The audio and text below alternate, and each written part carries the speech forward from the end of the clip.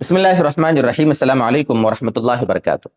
قابل احترام دوستو بزرگو، محرم الحرام کا مہینہ شروع ہوتا ہے اسلامی سال کا، چونکہ یہ پہلا مہینہ ہوتا ہے محرم الحرام کا مہینہ۔ تو یہاں پر سب سے پہلے تو آپ یہ سمجھ لیں کہ محرم الحرام میں جو حرام کا لفظ ہے اس کی بنیاد پر بہت سے لوگ اس مہینے میں بہت سی چیزوں کو کرنا حرام سمجھتے ہیں۔ عجیب بات ہے، حرام کا مطلب سمجھتے ہیں کہ اس میں مچھلی کھانا حرام، حرام کا مطلب سمجھتے ہیں اس میں گوشت کھانا حرام، حرام کا مطلب سمجھتے ہیں اس میں شادی کرنا حرام، حرام کا مطلب سمجھتے ہیں اس میں کوئی نیا کاروبار شروع کرنا حرام، دکان شروع کرنا حرام، کوئی بھی اچھی نئی چیز کرنا، اس میں خوشی کی تقریب منانا حرام۔ عجیب یہ ماحول بنا ہوا ہے۔ اور یہ حرام کہاں سے لائے ہیں؟ کہتے ہیں کہ یہ حرام اس لیے ہے کہ اس مہینے میں چونکہ نبی اکرم صلی اللہ علیہ وسلم کے لاڈلے نواسے چونکہ اس مہینے میں شہید ہوئے ہیں 10 تاریخ کو، اس لیے اس مہینے میں سوگ منانا چاہیے، اچھی چیزیں پکانا نہیں چاہیے، اچھی چیزیں کھانا نہیں چاہیے۔ نہیں میرے دوستو، یہ بالکل غلط چیز ہے، یہ بالکل گمراہی والی بات ہے۔ آپ جس طرح سال کے دوسرے مہینوں میں اچھا کھاتے ہیں، پیتے ہیں، خوشی مناتے ہیں، تقریب کرتے ہیں، جو بھی کچھ کرنا ہے، ایسے ہی اس ماہ مبارک میں بھی سب کرنا جائز ہے۔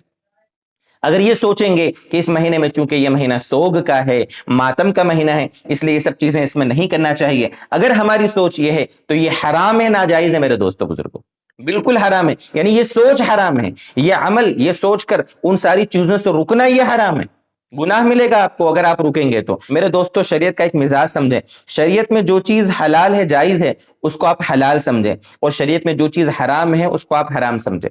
شریعت میں جو چیز جائز ہے، حلال ہے، آپ اس کو حرام سمجھیں گے تو یہ بہت بڑا گناہ ہے، اور جو چیز حرام ہے اس کو حلال سمجھیں گے، یہ بھی بہت بڑا گناہ ہے۔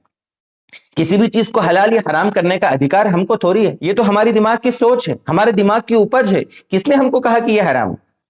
نبی اکرم صلی اللہ علیہ وسلم سے کیا اس کا ثبوت ہے؟ صحابہ سے کیا اس کا ثبوت ہے؟ دین کے مین سورسز تو یہی ہیں۔ صحابہ رضی اللہ عنہم نے دین کو ہمارے نبی صلی اللہ علیہ وسلم سے سمجھا ہے۔ کیا آپ کسی روایت سے اس کو ثابت کر سکتے ہیں کہ چونکہ یہ مہینہ سوگ کا ہے اس لیے اس مہینے میں یہ سب چیزیں ناجائز حرام ہے؟ آپ کہیں سے ثابت کر سکتے ہو؟ پھر کیسے یہ عقیدہ ہم رکھتے ہیں کہ یہ چیزیں حرام ہیں اور یہ چیزیں حلال ہیں؟ یہ جو محرم ہے نا، اس کی عظمتیں تو نبی اکرم صلی اللہ علیہ وسلم کے زمانے سے پہلے سے ہے۔ لوگ سمجھتے ہیں 10 محرم کی یا محرم کی عظمت جو ہے وہ چونکہ اس مہینے میں نبی اکرم صلی اللہ علیہ وسلم کے نواسے شہید ہوئے تھے اس لیے، ایسا نہیں ہے میرے دوستو۔ یہ مہینہ مقدس اور برکت والا پہلے سے ہے۔ اس مہینے میں روزے رکھنا، اس مہینے میں گھر والوں پر 10 محرم کو اپنے گھر والوں پر وسعت کرنا، یا اس مہینے میں دیگر مہینوں کے مقابلے میں عبادات کی فضیلت زیادہ ہے، ثواب زیادہ ہے، یہ سب اللہ کے نبی صلی اللہ علیہ وسلم سے ثابت ہے۔ اس کی فضیلت کوئی اللہ کے نبی کے نواسے حضرت حسین رضی اللہ تعالیٰ عنہ اس میں شہید ہوئے تھے اس لیے اس مہینے کی فضیلت ایسا نہیں ہے۔ اس کو اچھے سے سمجھیں۔ یہ تو شیعہ کی طرف سے، اسلام کے دشمنوں کی طرف سے لوگوں میں یہ بات بسا دی گئی ہے کہ اس مہینے کی عظمت چونکہ اللہ کے نبی کے نواسے اس میں شہید ہوئے تھے اس لیے نہیں۔ اللہ کے نبی صلی اللہ علیہ وسلم کے زمانے سے بلکہ اس سے پہلے سے یہ مہینے حرمت والے ہیں۔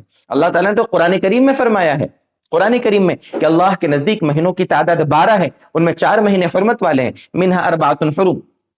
اور اللہ کے نبی صلی اللہ علیہ وسلم نے ان 4 حرمت والے مہینوں کی تعین بھی فرمائی کہ ایک مہینہ اس میں محرم کا بھی ہے، حرمت والا، عظمت والا، تقدس والا، احترام والا مہینہ ہے۔ یہ تو اللہ کے نبی نے فرمایا، قرآن میں فرمایا۔